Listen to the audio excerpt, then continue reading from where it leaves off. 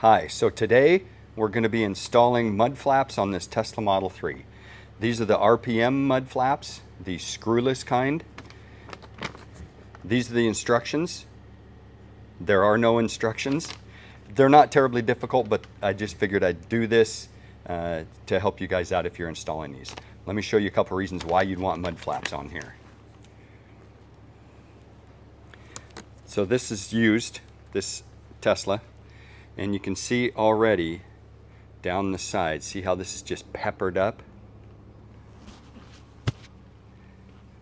All of that is just road rash. It's all really bad here. And you can tell it comes from the front tire because it stops right here. You know, the tire kicks up debris, and so it hits all along this section. And then you can see right here as it flares out a little bit, look at how hammered up that is. And then in the back, same thing. That is all just sandblasted, and it comes back here. So these mud flaps are going to help prevent that from getting worse, or if you put it on when it's new, it'll prevent it altogether. Now, it won't prevent all of this clear down the side, but it's going to improve it quite a bit. Let me show you what's included in the box. So you get 4 mud flaps. You get these new little push pins that you're going to need. You'll need a screwdriver for prying. You'll need a 10mm either end wrench or socket. We'll show you what that's for. And then it's also helpful to have a hook or a pick. So something like this. See that? And you'll see why. Now I've already installed them on this side, so you can see what they look like here. And they're pretty rigid. I'm actually impressed for not having to put screws in. They're pretty dang solid here, the way they snap in. And then this front one.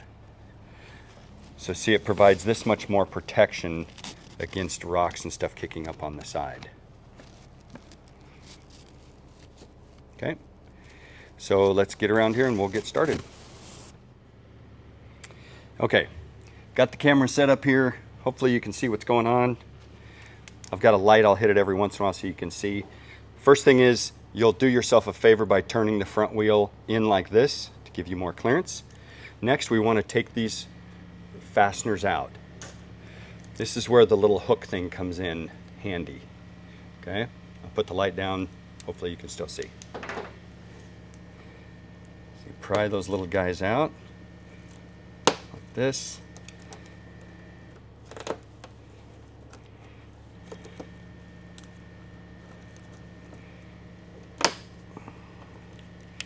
And if you break these, it's okay because it comes with new ones that are longer. My hook's not working, so I'm going to go with a screwdriver. Come on, baby. There. So that came out, and I've got a better tool I'm going to go get. Hold on. Okay, so those came out a little harder than I thought, harder than the other side. There's a couple other tools you can get like this. See that? For prying. Or if you're really serious and do it a lot, we've got this little thing you stick in there. You just try different things until you find what works. I'll start with the screwdriver on this back one.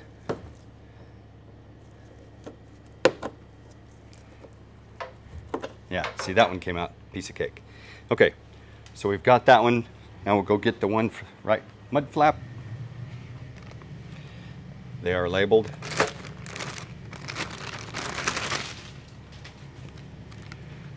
So this dude's going to go right in there. Okay. So it's pretty obvious what we have to do here. Reattach these here, but there is also a little clip in here that goes behind this lip. So the idea is to line these up down here and have these in properly. You'll just have to fidget with it. See how I got that in there? And then this. I'll get a light so you can see. You got to try to line up those holes. Okay. So it comes with new little push pin things. These are separate, 2 separate pieces. Sorry, one-handed. So we're going to take this guy, stick it in there. Okay, we want it in there as far as we can get it to where it's tight, and then push this little keeper in. And this is what expands that and keeps it in. So it's wise to push it in as far as you can and then shove this in. And then this ain't gonna go in easy, okay? You're gonna have to really shove on that. Or what's helpful, if you can't, is, you know, get something hard like this to push up against it, give you some leverage, okay? So you see what's going on here?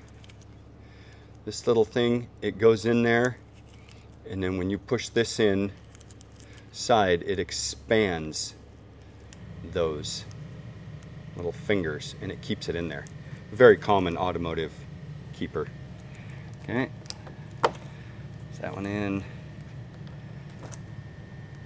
and then get that dude in there like that. Okay, all right. So that one's in. Pretty dang easy. And then, like I said, it's really rigid too. I mean, it stays in pretty well. I'm actually really impressed. Okay, so now we'll go to the back. It's almost the same, but there is a couple differences. So I will walk you through the back because we do have a screw to take out. Okay, so see that screw right there? It's a 10 millimeter. We're gonna take our socket or end wrench, whatever you got, and take that dude out. Huh?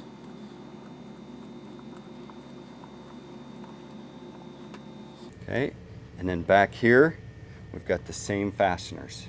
One there, one there, okay? Okay, now we'll get these keepers out like we did in the front. It came out really easy.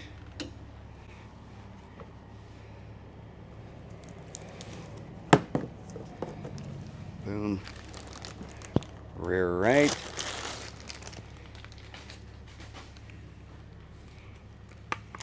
Oh, and you know what? I was mistaken. You don't need to take out that back. This only has one fastener right here, not two. I inadvertently took that out, so I will put that back in. So to reinstall these guys, this is the one I just took out. Just make sure this head's popped up.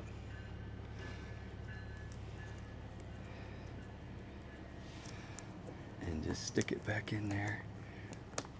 This will be my undoing, watch. It will be.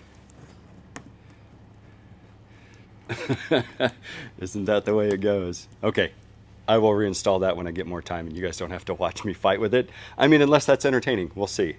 Actually, I should do it now before I get that other flap in there. So what I'm gonna do is use one of the new ones. You know, they give you several extra of these, fortunately. And so I'll put this new one in anyway. It'll make it a little easier. Boom.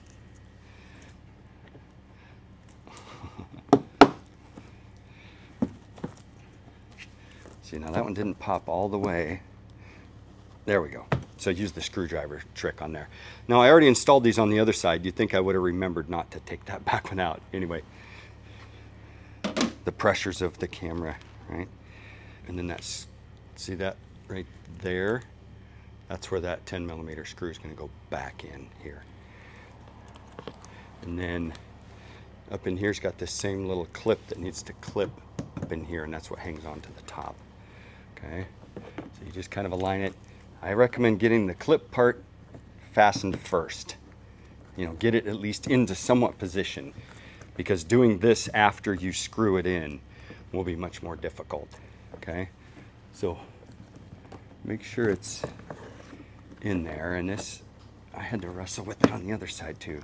There we go. You got to get behind, you know, get behind here, behind that liner. Okay.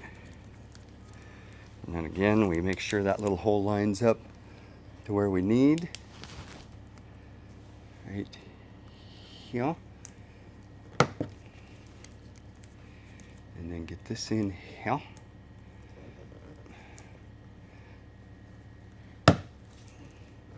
Okay, so that's popped in there.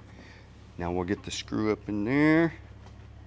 Now remember, we're screwing this back up into plastic, so you don't want to over torque it.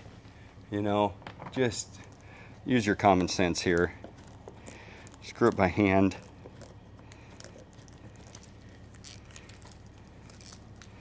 And then just snug it up. You know, I mean, just snug it with your fingers like that. Okay. And then there you go. And see, it's fastened there with the factory spot, down here, here, tight.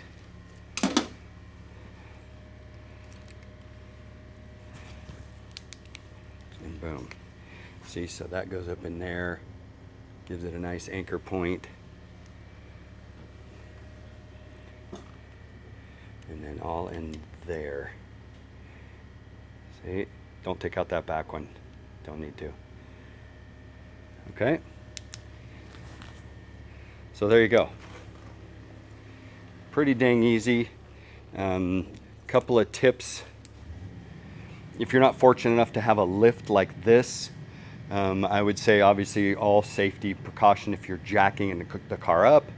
You know, safety precautions as far as jack stands, yada yada yada. You could probably do this when it's on the ground. You may not have quite as much clearance here, but you know, you guys would just have to mess with that and see. I think that's it. Yeah. Anyway, I'm Jason with Fresh Start Detail here in Beaverton, Oregon. Thanks for watching. Bye.